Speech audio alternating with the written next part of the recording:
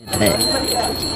सरकार यमुना तट से लेकर प्रसिद्ध बांके बिहारी मंदिर तक कॉरिडोर बनाना चाहती है।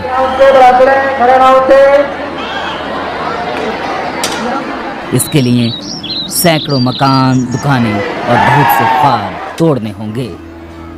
यही वजह है कि इस परियोजना के प्रति लोगों का आक्रोश बढ़ता जा रहा है। कॉरिडोर बनाने वाले आदमी यहाँ आत्मदाह को भी तैयार हैं, मरेंगे। यानी कितनों को मारेगी ये बीजेपी, कितनों को ये प्रशासन मरवाएगा। प्रशासन जो नाश मार रहा है इस समय बहुत बुरा कर रहा है।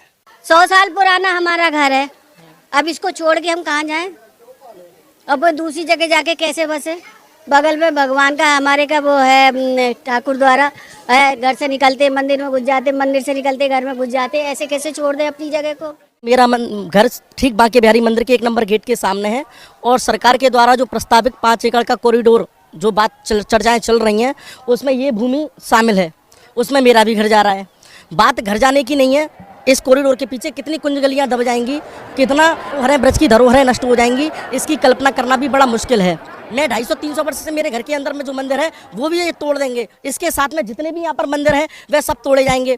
तो ऐसा विकास किस काम का कि आप जिसके पीछे 250-300 वर्ष पुराने मंदिर भी तोड़ दे रहे हैं। कुछ दिन पहले नगर निगम ने इलाके की पैमाइश की है। इसके बाद से लोगों की आशंकाएं और भी बढ़ गई हैं।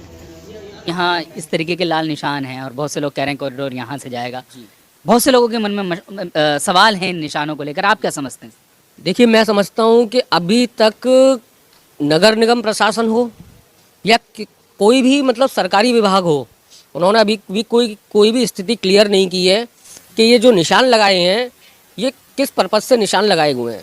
या रोड चौड़े होंगे या ये मकानों को आप यहाँ से हटाएंगे, या मतलब जो भी है वो अभी तक कोई क्लियर इधर नहीं किया है। तो आपके घर कॉरिडोर में आ सकता है, इसका डर है आप? हमको डर है इस बात का, और हम अपना घर दे नहीं सकते क्योंकि हमारे बिहारी जी हमारे पास है, हम बिहारी जी के भगत है, इनके बिना हम रह नहीं सकते।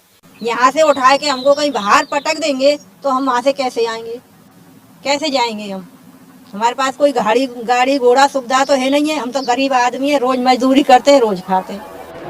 यमुना किनारे से बांके बिहारी मंदिर की तरफ जाती पतली पतली गलियों और मंदिर के आसपास की सड़कों पर पूजा सामग्री, मिठाइयों और चाट की दुकानें सजी हैं। यहाँ के अपने अलग रंग हैं। मंदिर की तरफ पैदल बढ़ते हुए श्रद्धालु रास्ते में दुकानों पर रुकते हैं, सामान खरीदते हैं, चाय लस्सी पीते हैं या बस दृश्यों का आनंद लेते हैं। चेहरे पर पीले छापे से राधे राधे छापने वाले बच्चे और महिलाएं श्रद्धालुओं को वृंदावन के रंग में रंग देते हैं। वृंदावन के चारों तरफ परिक्रमा मार्ग हैं जहां देश भर से आए कृष्ण भक्त नंगे पैर परिक्रमा करते दिख जाते हैं।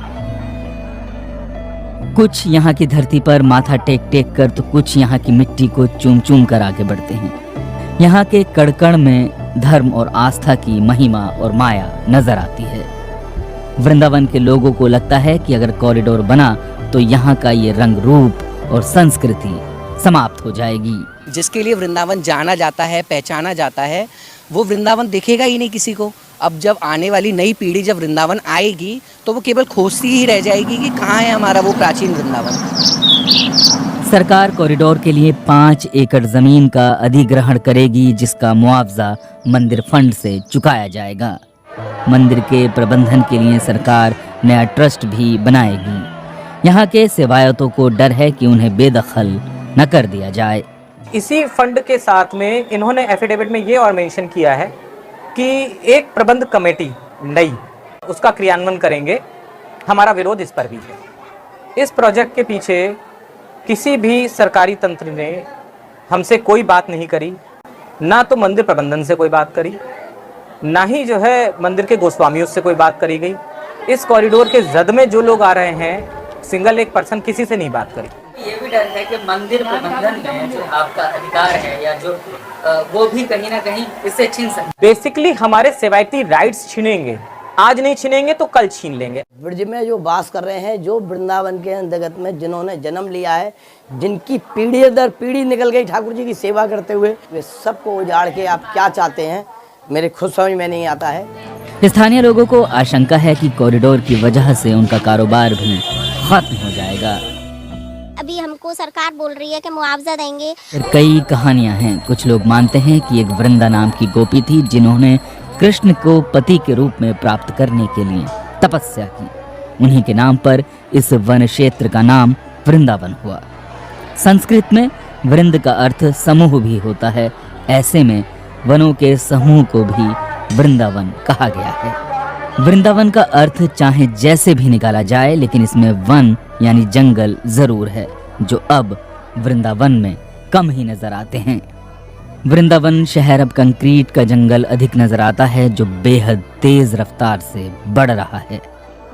हाँ, कुछ स्मृति के रूप में ब्रज के चारों तरफ बचे हुए हैं, भांडीर बने हैं, श्याम बन हैं, और इस समय तो आबादी पॉपुलेशन ब्लास्ट हो गई है। इससे वनों पर ही सबसे बड़ा कुठाराघात हुआ, वन समाप्त होते जा रहे हैं।